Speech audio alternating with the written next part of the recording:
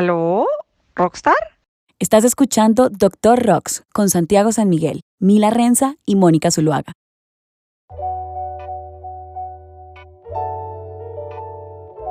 Hola amigos, les habla Mónica Zuluaga. Como es habitual, estoy compartiendo hoy con mis colegas Camila Renza y Santiago San Miguel, tres abogados que decidimos juntarnos para conversar de dos temas que nos apasionan mucho: la música, el entretenimiento y el derecho. Así que bueno, los saludo. Cami y Santi, ¿cómo están? Todo excelente. Todo muy bien, Moni. Aquí, volviendo, retomando. Segunda temporada del Doctor Rocks. A ver esto hasta dónde nos dura. Bien, para hoy hemos escogido un tema muy apasionante, un tema que creemos que es importante para los músicos, que tiene que ver con contratos y que es especialmente ese contrato con disqueras o con sellos. Mucho hemos escuchado del tema, hay muchos mitos alrededor de qué es un sello y para qué sirve y por qué es importante, y la idea es que hoy en esta conversación resolvamos de alguna manera o demos elementos para resolver de alguna manera esta gran pregunta que nos surge, y es si un músico o un artista necesita o no contratar o firmar con un sello. Partamos de lo básico, y es entender qué es un sello o cuál es ese rol que tiene un sello. Básicamente, el sello discográfico o la disquera es esta que se encarga de buscar o escoger artistas, de desarrollar un producto artístico a partir de ese artista que escogen, de producirlo musicalmente, de hacer sus lanzamientos, de publicitarlo, de difundirlo y de explotar ese fonograma. Acá empieza a ser relevante que recordemos que una cosa es el derecho sobre las creaciones o las obras, las canciones, y otra cosa es ese derecho sobre el fonograma o la grabación, que es sobre el que tiene especial interés una disquera. Entonces, este sello de lo que se encarga, y sobre todo de lo que se encargaba en esta tradicional concepción del sello disquero, era de reclutar artistas y de definir una carrera potencial para esos artistas de forma tal que no solo el artista creciera y fuera muy famoso y popular, sino que además la disquera obtuviera mucho dinero por la explotación de estos fonogramas. Entonces le voy a dar el paso a Cami para que nos cuente en qué consiste este contrato con sello o con disquera, cuáles son esas partes que intervienen en este contrato y qué obligaciones adquiere uno como artista y adquiere una disquera en este contrato. Gracias, Moni. Hola a todo el mundo. Bienvenidos a la temporada 2. Y bueno, como venía hablando Moni, yo les voy a contar un poquito acerca de el contrato de grabación. Digamos que más que contrato de grabación vamos a hablar del contrato de label o de sello discográfico, como todo el mundo lo llama. Y bueno, es un contrato súper apetecido, es un contrato que digamos que dentro de sus características generales está en que el artista va a hacer, sus interpretaciones van a ser exclusivas de ese sello, es decir, él no va a poder cantar para nadie más, sino únicamente para el sello. Además de eso, como decía Moni, el sello tiene gran interés en ser dueño de esas grabaciones. Entonces, él va, por un lado, a controlar la producción, la forma en la que se crean las canciones, en la que se graba y qué artistas van a participar. Digamos que él está muy en control de toda esa parte, lo cual al final, por también cubrir los costos, lo convierte en el dueño de esas grabaciones o fonogramas.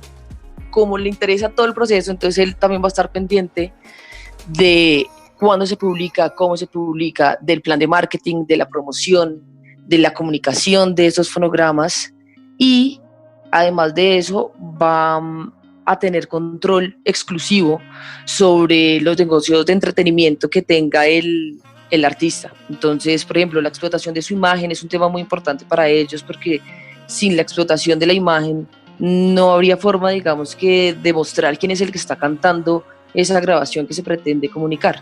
Pero eso usualmente es adicional. Digamos que normalmente, o sea, el contrato, no digamos que normalmente, pero usualmente el contrato de discográfico es: tú grabas, yo me quedo con la grabación y yo ayudo a que esa grabación se explote. Lo que vaya a ser adicional, digamos, el tema de imagen, muchas veces rayas con el tema management, y muchos sellos tratan de estirar su mano y decir: yo también quiero parte del management, entonces tu explotación de imagen también va a ser mío, lo que hagas en los envíos también quiero algo de eso y va a ser mío, y es lo que eventualmente llaman los contratos 360, de los que podríamos hablar en detalle otro día. hoy nos centraríamos más como en el tema de tú eres un intérprete exclusivo, vas a grabar conmigo y yo voy a ser dueño de una grabación. Y esa grabación yo voy a comercializar. Listo, exacto. Como decía Santi, esto básicamente se trata de grabar. Hay negocios accesorios que se convierten en lo que mucha gente llama contrato 360. ¿Qué es importante tener en cuenta? Este contrato se va a hacer, o este acuerdo se va a realizar entre el sello, por un lado, que es una empresa que tiene la posibilidad, la facultad, la capacidad, digamos, de pagar y de cubrir esos costos de producción a una calidad esperada dentro de la industria del entretenimiento, que digamos que tiene unos estándares que debemos cumplir. Y por el otro lado está el artista o intérprete que se dedica como lo dije ya, a interpretar canciones, a cantar, y de ahí pues el producto que se derive es lo que se va a vender. Pero en resumidas cuentas estas son las partes. ¿Tiene que ser una empresa el sello o puede ser una persona natural como nosotros, cualquiera de nosotros? Pues digamos que no existen restricciones realmente, pero debido a que es un negocio que tiene un volumen grande y que implica un montón de responsabilidades, lo ideal es que sea pues una empresa que tenga un respaldo, que tenga como apoyar y darle movimiento y publicidad a ese programa que se va a hacer, a esa grabación. De otra manera, los beneficios van a ser menores y se podrían correr riesgos innecesarios. Te lo pregunto porque esa es una de las dudas frecuentes y de las preguntas comunes, y es, bueno, yo y un par de amigos nos queremos juntar para hacer un sello. ¿Qué tenemos que hacer? ¿Qué se necesita para montar ese sello? No sé, Santi, si tienes ahí algún comentario. Sí, yo las veces que me he enfrentado con eso les digo que montar un sello discográfico es lo más fácil que hay en el mundo, porque básicamente es ponerse de acuerdo en querer montar un sello discográfico y ya. Sí, la diferencia entre montar un sello, obviamente, bueno y competente, o un sello malo, pues si tienes la capacidad para eventualmente crear las grabaciones o hacer las grabaciones y la capacidad de comercializar esas grabaciones de manera debida. Entonces, mucha gente dice, no, es que me llama un sello discográfico y me quieren firmar y se les iluminan los ojos y creen que acaban de tocar el cielo con las manos. Y la pregunta que les hacemos nosotros como abogados al otro lado es, venga, pero ¿ese sello es un sello bueno? ¿Es un sello reconocido? ¿Es un sello reconocido en cuanto a que es reconocido por su trabajo, porque han hecho un buen trabajo antes? También los sellos se especializan por géneros musicales, entonces hay unos sellos que son mejores para el género urbano y otros que son mejores para la electrónica y otros que son mejores para la música alternativa. Y uno diría, ¿ese sello que te están proponiendo tiene sentido con tu música? Otra cosa que la gente se deja deslumbrar mucho es cuando es un sello extranjero. Sí, es como, ¿pero qué tiene que ver? O sea, que estén en Francia no hace que sean mejor para tu música, no hace que ese sea el mercado natural para tu música, tienen contactos acá. Digamos que hay muchas cosas que hay que evaluar cuando uno dice eso. ¿Qué se necesita para hacer un sello? La voluntad de hacerlo, literalmente no necesita hacer nada más. Ya de ahí en adelante es cómo lo aplicas, y cómo lo aplicas es, yo tengo los equipos para grabar, o tengo la persona que nos va a grabar, o tengo el dinero para que podamos grabar. Y le oía digamos que podría plantearlo en una línea que se lo oía al presidente de un sello major acá en Colombia, que decía, nuestro negocio es encontrar grandes canciones para que grandes intérpretes las canten, para que buenos productores las puedan grabar y para que nosotros podamos comercializarlas de forma oportuna.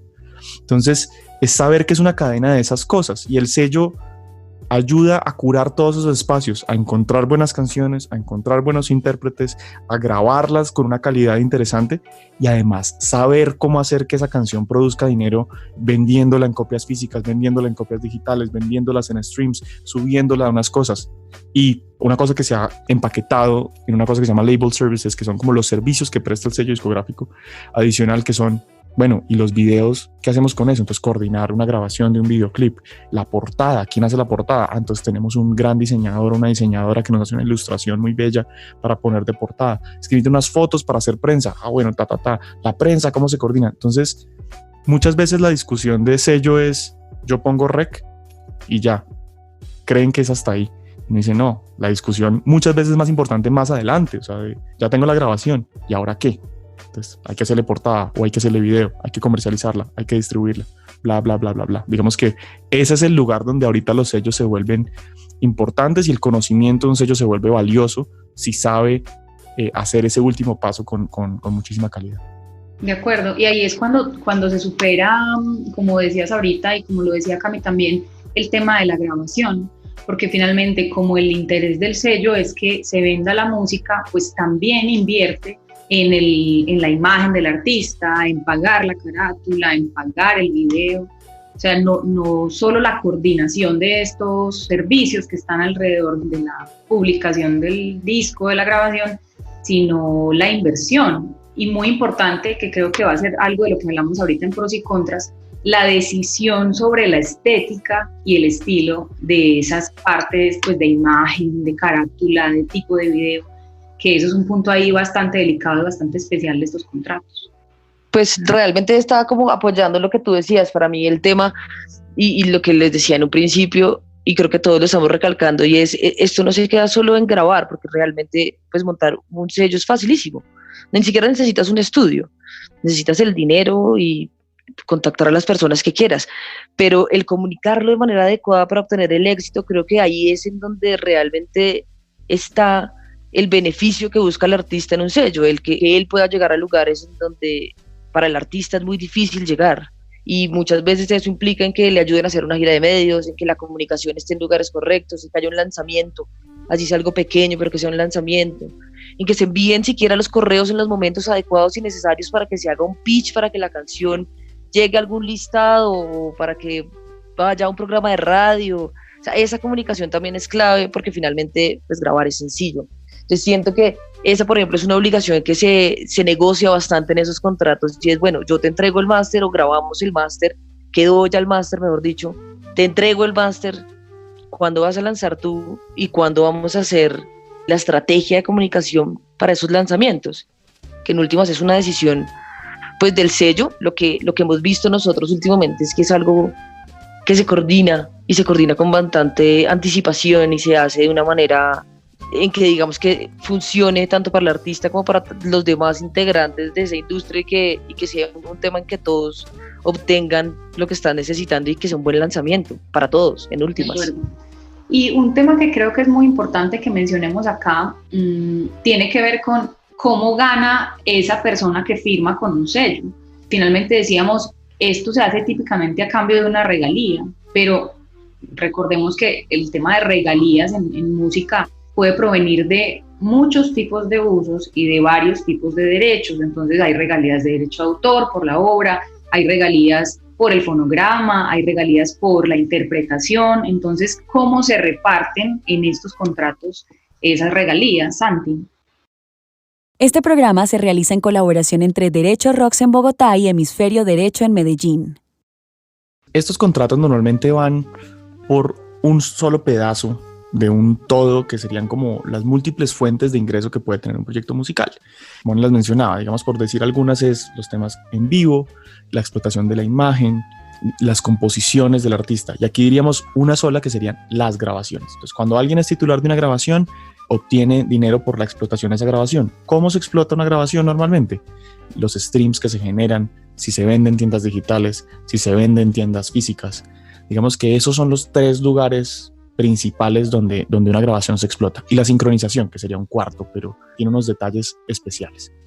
Entonces, un sello, ¿qué es lo que dice? Voy a ser el titular de esto, y usted fue el que grabó su interpretación dentro de este rollo. ¿Cómo lo voy a remunerar? Y ahí hay una diferencia muy grande entre si estamos hablando frente a un sello mayorista o si estamos hablando frente a un sello independiente. Digamos que hay dos maneras de hacer ese negocio.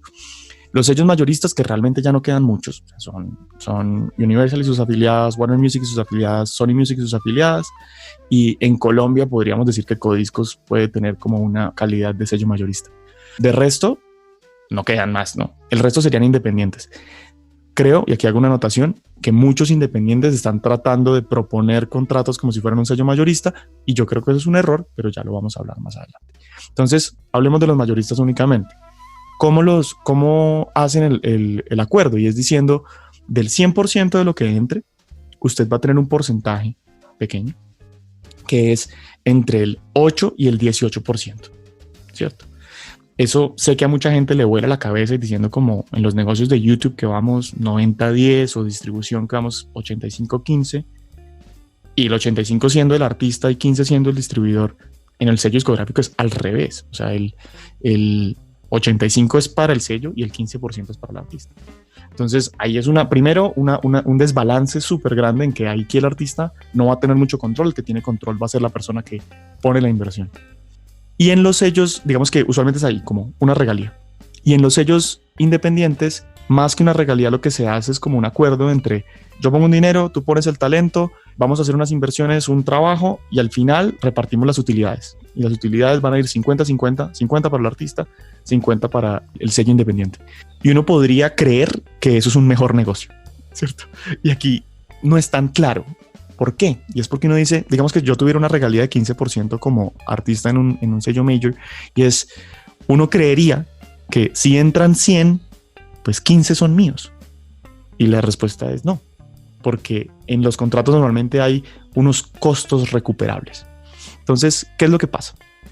A uno, a veces, como artista, le dan anticipos diciendo, yo a usted le voy a anticipar X cantidad de plata, entonces yo le anticipé 100.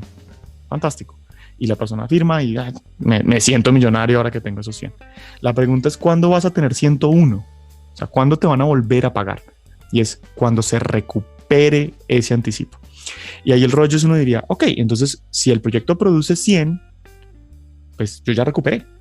Y es como, no, si el proyecto produce 100 y tu regalía pactada es del 15%, el sello se queda con 85. Y a ti esos 15 que te iban a pagar pasan a recuperar. Entonces, ahora solo debes 85. Vuelven a entrar otros 100. El sello coge sus otros 85. Esos 15 que te iban a pagar, ya no te los pagan a ti, sino se restan de esos y ahora debes pagar 70. O sea, solo debes 70 del anticipo. Entonces, ¿qué es lo que pasa? El proyecto tiene que producir muchísimo más, ¿sí?, que lo que se va recuperando. Estos costos recuperables se vuelven vitales porque uno dice, pero entonces, ¿qué costos son los que están recuperando? Y ellos te van a decir, los costos que gastamos grabando. Esos son los honorarios del productor, lo que costó el estudio, lo que costaron los músicos y las músicas de sesión, la mezcla, la masterización, o sea, todo eso va como costo recuperable y no es como, ok, listo, ya ahí va un billete largo. ¿Cuánto costó hacer la portada, las fotos para la portada? ¿Cuánto costó hacer el video? O sea, el estilista, el maquillador, el que te hizo el styling, o sea, todo va sumando. Entonces uno dice, si negociaste un anticipo o no, igual hay muchos costos recuperables. Volvemos al ejemplo en que dimos 100 de anticipo, pero además nos gastamos otros 100 en producir, en hacer el video, en no sé qué. Entonces, para que te vuelva a entrar 101, o sea, para que te den el 1 de más, tiene que recuperarse mucho dinero, tiene que entrar mucho dinero. Entonces ahí, digamos que ese es el juego un poquito de los anticipos. ¿Son buenos? Uno creería que sí, si uno entiende que son un pago que te van a dar casi que una sola vez, ¿sí? A veces algunos artistas juegan a que el anticipo sea menor también y dependiendo del negocio que se haga, pues puede ser. En los sellos discográficos yo creo que uno tiene que apuntarle arriba, o sea, que el anticipo sea muy arriba porque el riesgo de no recuperar es muy alto. Y en los sellos independientes el juego es similar porque es ¿cuáles son los costos recuperables? O sea, ¿qué se considera costo y dónde empezamos a contar utilidad? Y si yo digo, nos vamos a gastar, o sea, tú pones talento y yo pongo la grabación, listo, pero además me gasto 10 en el video y 40 en la distribución y va la promoción de no sé qué y hasta que no recuperemos todo eso, ni a ti ni a mí nos entra uno, porque no vamos a tener nada que repartir. Entonces, con los artistas que nosotros asesoramos, yo les digo como, listo, la grabación es súper importante, pero no descuides también los otros lugares de ingreso. La discusión de flujo de caja es súper importante, o sea, de dónde te va a ir entrando plata. Porque si confías que la venta o los streams intermediados por un sello es donde a ti te va a entrar plata, vamos a tener problemas porque la discusión de costos recuperables es la que puede entorpecer un poquito ese tema o digamos que lo puede dilatar. Ahí hay muchos temas que se hablan, como grupos famosos que dicen el sello, yo nunca terminé de recuperar porque hasta los tintos que me tomé con ellos en una reunión fuera de la oficina me los cobraron como costo recuperable y pasa mucho. Entonces en el contrato se vuelve importantísimo negociar cuáles son esos puntos y decir la promoción si va o los costos cuáles son, yo puedo revisarlos, los tengo que autorizar, digamos que unas cositas que uno podría ir armando.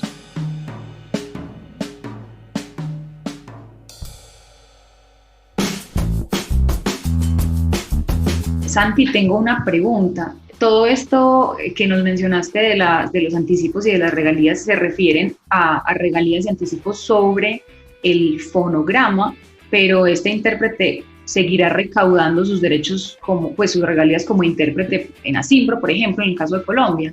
O sea, él no pierde esa posibilidad de recaudo. Sí, en el programa de regalías, digamos que hablamos que las regalías eran como un sándwich, que el pan de arriba podría ser la grabación, el pan de abajo podría ser la composición, y un intérprete que queda en la mitad que junta estas dos cosas, que podría ser como el jamón o el relleno que le pongamos a ese sándwich.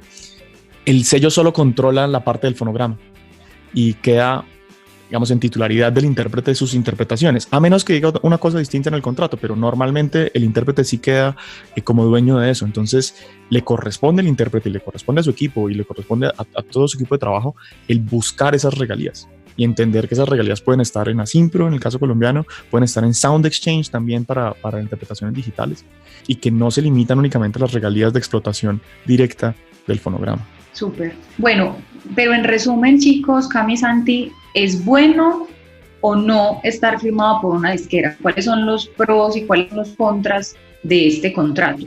Yo creo que es dependiendo del tipo de proyecto que uno tenga. Digamos que no creo que a todos los artistas les convenga un sello discográfico. Yo soy de la teoría que uno no debe empezar por firmar con un sello discográfico. O sea, como artistas que ni siquiera se han subido a un escenario, que nunca han tenido una canción, lo primero que hacen es firmar con un sello y creen que lo lograron.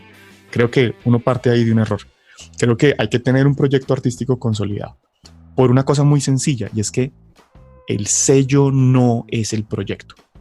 Y por eso a mí, cuando un sello además hace el management, me empiezo a complicar un poquito, porque es diciendo, venga, el management debería estar más desde el lado del artista, y es que podamos ver este proyecto como un todo, con todos los ingresos que tiene, con todas las patas que tiene. Entonces, meter todos esos huevos en la misma canasta creo que hace que sea un poquito difícil. Yo creo que hay pros. El pro principal es, usualmente el sello tiene un músculo de inversión de dinero mucho más grande que una persona individual. Eso es un pro. Tienen un equipo de trabajo especializado, entonces tienen un agente de prensa que sabe de música, que sabe cómo moverla, tienen un agente de marketing que entiende cómo se mueve el marketing en la música, tienen acuerdos con agregadores digitales que ya tienen unas tarifas negociadas para que eso sea mejor y les pongan atención. Digamos que tiene un equipo de trabajo que puede ser especializado sobre mover música, súper válido. Creo que hay un tema de exposición, y es que hay sellos que, si ya llevan un tiempo haciéndolo, ya conocen un circuito muy bien. Entonces, por más que sea un género específico, como alguien que hace música tradicional del Pacífico, sí, uno diría, eso no es música comercial. No, pero eso tiene un circuito. Sí, eso se mueve en unos espacios, se mueve en algunas convocatorias, se mueve en algunos lugares, y hay sellos que saben dónde buscar o los recursos para hacerlo o explotarlo con las calidades que eso tiene, y exponer ese proyecto a los circuitos y a los espacios y a los mercados en los que se pueden mover de forma exitosa. Y una última que uno podría ponerle un asterisco es la discusión de cantidad de ingresos, ¿no? Y es diciendo, es que pues si yo no tengo un sello, yo soy el dueño del 100% de todo y todos los ingresos van a ser para mí. Y si tengo un sello, voy a tener de pronto un anticipo y quizás un 12% sobre lo que generen, ¿no? Después de recuperar. Entonces es como, ¿yo por qué voy a hacer un intercambio de esas dos cosas? Y es, sí, pero es que cuando un sello mayorista le mete la ficha, la cosa funciona y esto empieza este caballo se desboca, pues las proporciones y las cantidades de dinero de las que estamos hablando son muchísimo más grandes que si la persona estuviera haciendo como el pasito solo. Por eso, para mí, un sello puede ser un objetivo, pero no debe ser el primero, y debe ser un objetivo muy bien planteado y muy, muy pensado. Sí, yo estoy de acuerdo. Digamos que el sello no es una mala idea, lo que pasa es que el sello tiene que llegar en el momento adecuado. El sello te va a dar muchas ventajas. El sello tiene, para mí, como ventaja principal, el hecho de que el alcance sea mayor. Entonces, publicar una canción y que la publiquen Universal o un sello bien establecido en el sector que se busque. Digamos, a mí me gusta 7ZK de acá de Latinoamérica, que es un sello de música electrónica independiente muy, muy chévere, pero ya el que haga el release va a ser mucho más fuerte que si seguramente lo hace, no sé, Ipsum, que es un label colombiano que es mucho más independiente, mucho más, digamos que no con tanto alcance, por llamarlo de alguna manera. Entonces siento que ahí está la gran clave, pero para eso también hay que tener una comunidad. Entonces el proyecto musical es una cosa muy interesante, de muchos matices.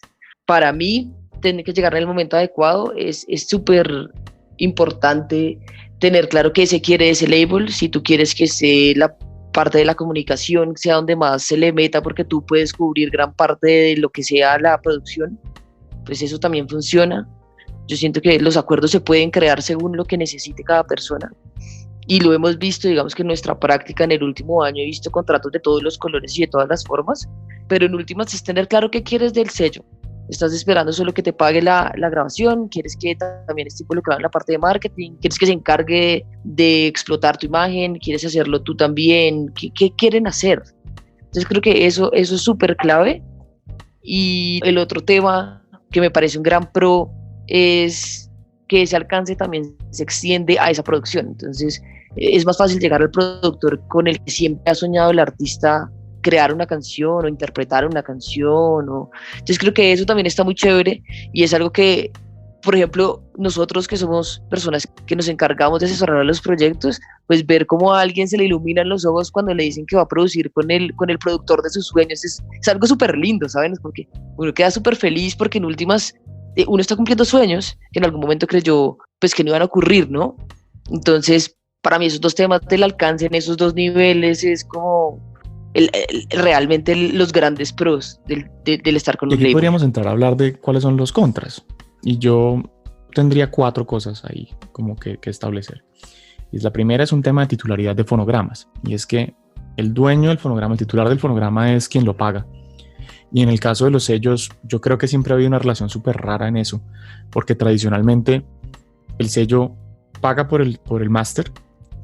El artista recupera esos costos de su regalía, o sea, les paga de vuelta el máster y el sello queda dueño de ese fonograma. Y yo digo, en un ejemplo cruel, es diciendo como si uno comprara una casa, el banco le presta a uno la plata, uno le devuelve la plata al banco y el banco se queda con la casa.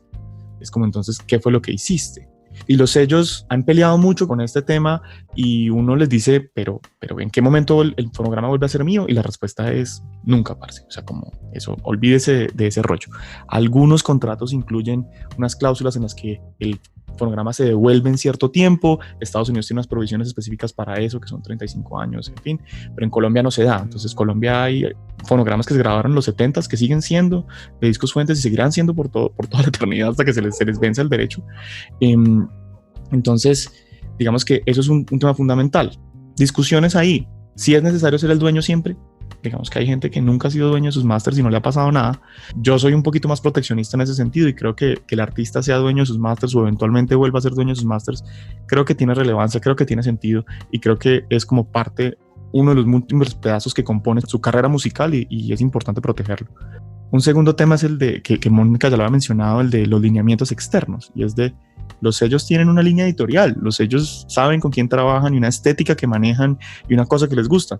Personalmente, digamos, la estética que maneja el género urbano no es una estética que comparto, que muchas veces cuando veo como alguien con X peinado, X chaqueta, X cosa, digo como, ¿cómo carajo se dejó poner eso en la cara? Sí, pero al parecer esa es la estética que está relacionada con eso y es la estética que vende. ¿Qué es lo que pasa? Y es que cuando el artista entra a ese sello, pues entra a ser parte de esa estética. Tengo una historia de una cliente que tenía todas las ofertas sobre la mesa, o sea, tenía las ofertas de todos los sellos mayoristas, de los agregadores, de todos, ella podía hacer literalmente lo que quisiera. Y hablando con ella, me dijo, tomé la decisión de estar con un agregador que me daba un anticipo y demás, porque en la reunión con el sello, se volteó una de las de mercado y me cogió el brazo y me dijo, estás como gordita, ¿no?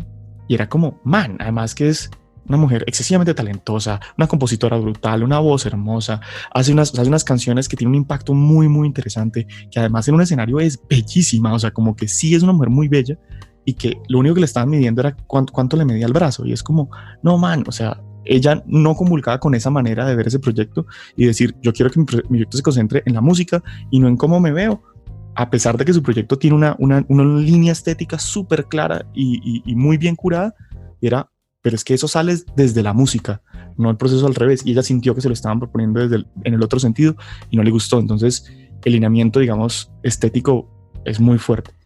Otra cosa sobre titularidad que se nos queda por fuera normalmente y es quién es dueño de los videos, quién es dueño de las redes sociales, quién es dueño de las fotos que se producen, quién es dueño del sitio web que se arma para el artista, quién es dueño del club de fans.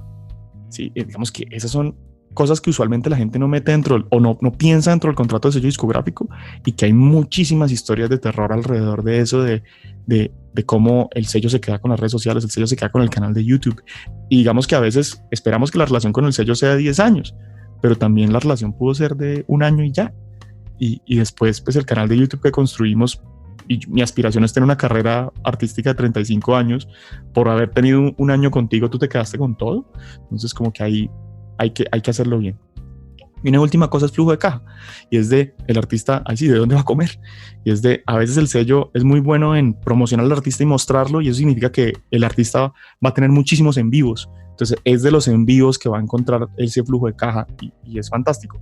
Pero si el sello también amarra ese flujo, ese de los en vivos, y el artista no queda con nada, es como, ¿qué estamos haciendo? O sea, no puede pagar la arriendo, no puede hacer mercado, no puede, pues, digamos, como entregarle nada a su familia. Entonces, como, no, lo que queremos es que su carrera crezca, y que su vida también crezca, y profesionalmente crezcan, y sus ingresos también crezcan.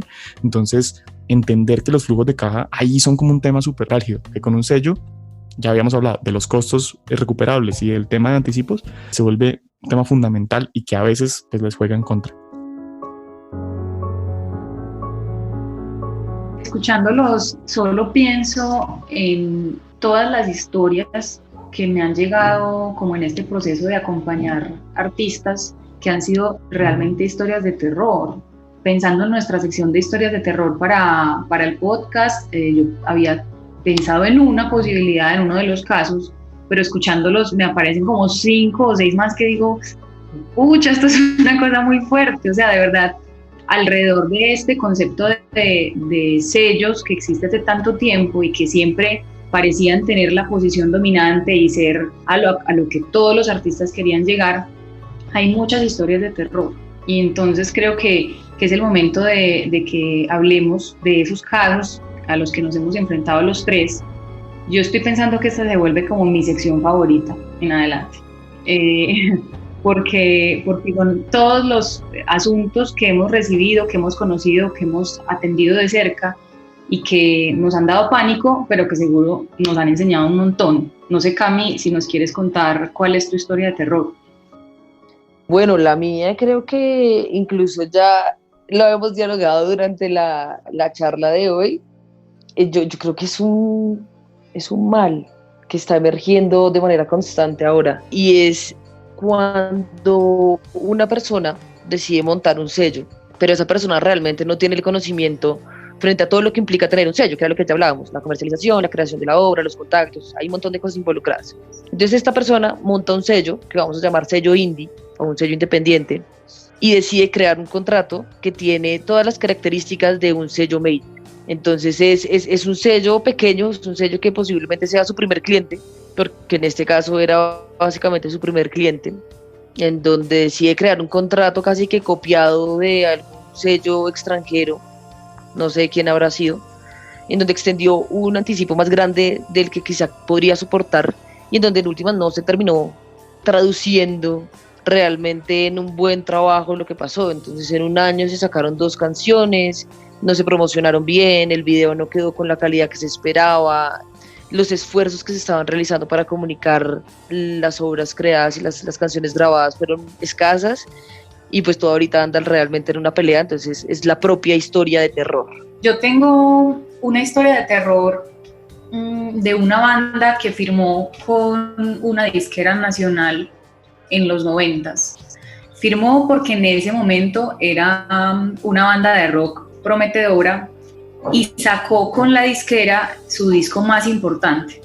Esta banda dejó de tocar, la música seguía sonando porque, como les digo, fue el disco más representativo de lo que hicieron, y recientemente la banda decidió juntarse de nuevo, ni se acordaba qué contrato había firmado, y cuando revisamos ese contrato, después de que lo tuvimos que pedir porque ellos ni lo tenían, que ahí es una práctica que tenemos que mejorar los artistas porque no guardamos los contratos, pues ni los leemos a veces, pero hay que guardarlos, hay que tener un archivo de eso, hay que saber qué dice el documento. Cuando lo encontramos, este contrato, como la mayoría de contratos con disquera, tenía una cláusula de duración de 3 años prorrogables automáticamente. Esto significa que ese contrato seguía vigente, que el máster seguía siendo de esta disquera y que hoy en día todo lo que el grupo quisiera sacar estaría atado a esa disquera, porque la disquera fue la que montó la página, la que montó las redes después de que ya el grupo dejó de tocar, pero la música seguía sonando.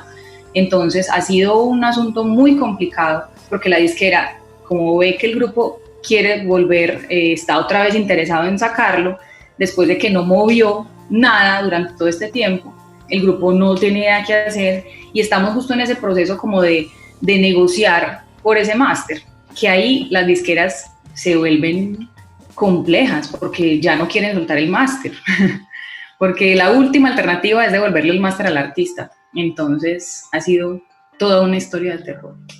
Yo tengo una, y es de un artista que hizo un contrato 360 en el que un sello le propuso que ellos les grababan el disco, que hacen unas giras y tienen un montón de cosas súper interesantes. Y el proyecto era 70-30, 70 para el artista, 30 para el sello. Y era súper llamativo. Pero lo que nunca quedó claro era el tema de costos recuperables. Y fue un proyecto muy exitoso. Digamos, en ese año y medio que trabajaron con ellos fue muy, muy exitoso. Pero siempre que iban a hacer cuentas, el sello ya se había gastado la plata que les había ingresado. Entonces, si bien era un proyecto que era exitoso para todo el mundo que lo veía por fuera, es un proyecto que estaba facturando un montón, todos los que estaban alrededor del proyecto artístico ganaron muchísimas veces más que los artistas que estaban involucrados. Porque obviamente el estudio sí lo pagaron, la gente de prensa sí lo pagaron, la promoción sí se pagó, las fotos sí se pagaron, o sea, todo se pagó. Y a los artistas no se les pagó un solo peso, porque los artistas iban, según ellos, 70-30 después de que se recuperaran los costos, solo que los costos nunca dejaron de crecer. Entonces llegó un punto en que los artistas principales del grupo ya ni tenían con qué pagar el arriendo, diciendo como, yo necesito que me entre algo, ¿sí? Y el sello diciendo, no, en el contrato dice que yo básicamente no tengo que pagarle nunca, que yo soy el que decido en qué me gasto la plata y yo decido que me gasto la plata en otras cosas que usted no va a aprobar. Tenía un agravante adicional y era que el sello se estaba gastando la plata en sus propias empresas, ¿sí? Entonces en su propio fotógrafo, en su propio productor, entonces era como, además te estás pasando la plata de un bolsillo al otro y me la estás cobrando a mí. Entonces ahí fue complicado, logramos salir de esa, pero ese es de los contratos que yo tengo puesto como en un pedestal de esto es todo lo que puede salir mal y salió mal.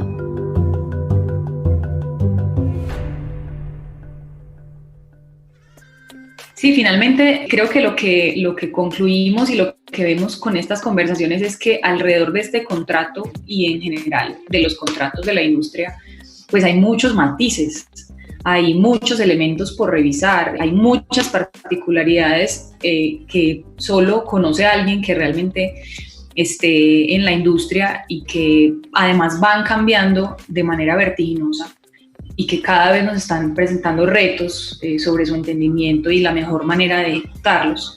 Entonces, yo antes de cerrar quería presentarles unas 3 conclusiones de lo que hemos hablado sobre este tema del contrato de disquera o de grabación.